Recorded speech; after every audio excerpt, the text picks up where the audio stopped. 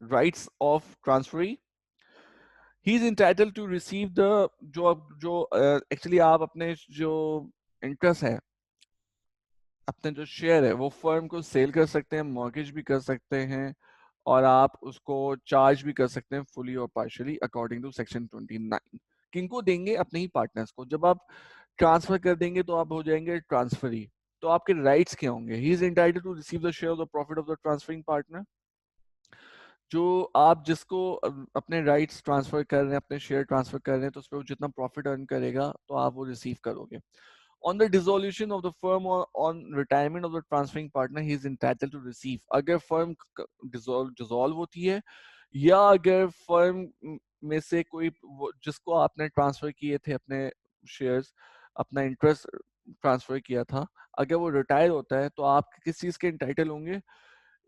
entitled to receive the share of the asset of the firm to which the transferring partner is entitled। ठीक है, जितना आपके share के हिसाब से एसेट में आपका हिस्सा ट्रांसफरिंग पार्टनर ले रहा है, वो आपको शेयर मिलेगा। An account from the date of the dissolution for the purpose of ascertaining the share.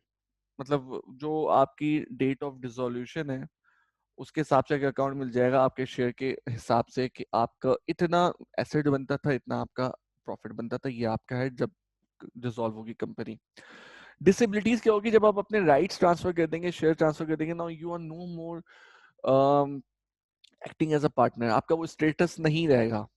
आप किसी काइंड ऑफ बिजनेस में अपना कोई इंटरफेरेंस नहीं दे सकते, कोई इनपुट नहीं दे सकते, आप को अकाउंट्स नहीं मिलेंगी, आपको बुक्स इंस्पेक्ट नहीं कर सकते कि क्या चल रहा है क्या नहीं चल रहा, आप चैलेंज नहीं कर सकते अकाउंट्स ऑफ प्रॉफिट को जो कि पार्टनर्स के दरमियान डिसाइड हुआ है, और आप सू नहीं कर सकते डिसोल्यूशन ऑफ द फर्म के लिए कि फर्म डिसॉल्व क्यों हो रही है या फर्म को डिसॉल्व होना चाहिए, उसको लेके आप कोई मुकदमा नहीं कर सकते अगर आपने अपने राइट्स ट्रांसफर कर दिए हैं पार्टनर ने।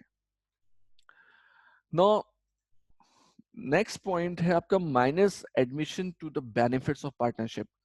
ओके, कॉन्ट्रैक्ट एक्ट में तो हम बढ़ चुके हैं, जो माइनर है कि ही इज एक्चुअली ही और she is incapable for any contract according to the contract act। Now according to section 30 of partnership act, इसमें लिखते हैं कि since a minor is not capable of entering into a contract by or with a minor is void ab initio, that is from the beginning।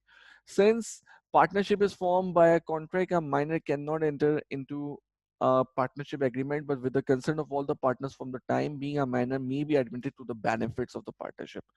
तो वो partnership में आ तो नहीं सकता, लेकिन अगर तमाम पार्टनर्स की कंसेंट है तो उस जब तक कि वो माइनर है, वो पार्टनरशिप के बेनिफिट्स के लिए एडमिट हो सकता है। अब उसको क्या बेनिफिट्स होंगे, उसकी क्या पोजीशन होगी, वो हम देखते हैं आगे। Position of a minor before attaining majority. अगर वो मेजोरिटी से पहले किसी पार्टनरशिप में आता है, उसकी पोजीशन क्या होगी? Right to share property and profit of the firm and exceed by the partners. Partners ने जो डिसाइड किया था कि इसका इतना राइट है शेयर्स इसकी प्रॉपर्टी प्रॉफिट में, उसको मिलेगा वो। Right to access to accounts of the firm only and not to the secret books. जो सीक्रेट कुछ सीक्रेट बुक्स भी होती हैं आपकी फर्म की, उस तक का उसको एक्सेस नहीं मिलेगा, उसको सिर्फ अकाउंट्स का एक्सेस मिलेगा, वो सिर्फ अकाउंट्स चेक कर सकता है। Right not to be adjust installment. वो इंस्टॉलमेंट नहीं हो सकता, क्योंकि इंस्टॉलमेंट वैसे भी इसलिए नहीं हो सकता क्योंकि वो ऑलरेडी कैपेबल है, कॉम्पिटेंट है ही नहीं इस कॉन्ट्रैक्ट के लिए। तो वो तो सिर्फ एक बेनिफिट्स लेने के लिए तमाम पार्टनर्स अपनी कंसर्न के लिए उसको एडमिट करा हुआ है।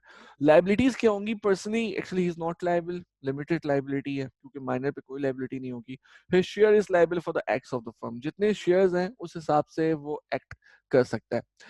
इससे पहले हमने जो पढ़ा था, पार्टनर्स में अनलिमिटेड लाइबिलिटी भी होती है, उसके बाद उसको दूसरे पार्टनर्स कंपनसेट कर सकते हैं, लेकिन यहाँ पे अपने सिर्फ शेयर्स के हिसाब से इसकी लाइबिलिटी होगी। डिसेबिलिटीज क्या होगी? इसके पास पार्टनर का कोई स्टेटस नहीं है, इसके सिर्फ शेयर्स हैं और ये प्रॉफिट शेयर कर रहा है। ये सू नहीं कर सकता पार्टनर्स को for profit and property except after disconnecting his relation with the firm. जिस दिन ये डिसकनेक्ट कर लेगा, पार्टनरशिप से अलग हो जाएगा, तब जाके ये कर सकता है, वरना नहीं कर सकता। Not entitled to have access to books other than accounts. हम देख चुके हैं अकाउंट्स के अलावा कोई सीक्रेट बुक्स की तरफ नहीं जा सकता। अच्छा, जब माइनर मेजोरिटी की एज को पहुंच जाए, लाइक अगर पेरेंट्स हैं तो 18 ईयर्स और गार्जियन है 21 ईयर्स, तो उसके पास क्या होगा?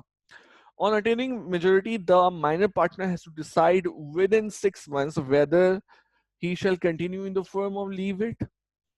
These 6 months run from the date of his attaining majority or when the first comes to know that he had been admitted to the benefit of partnership, whichever is later.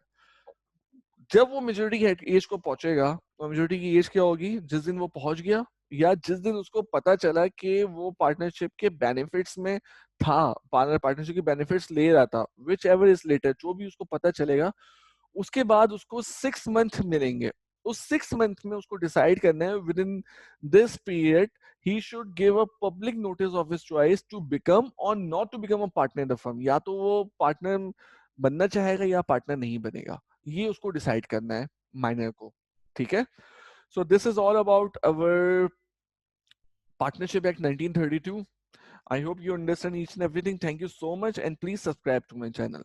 Allah Hafiz.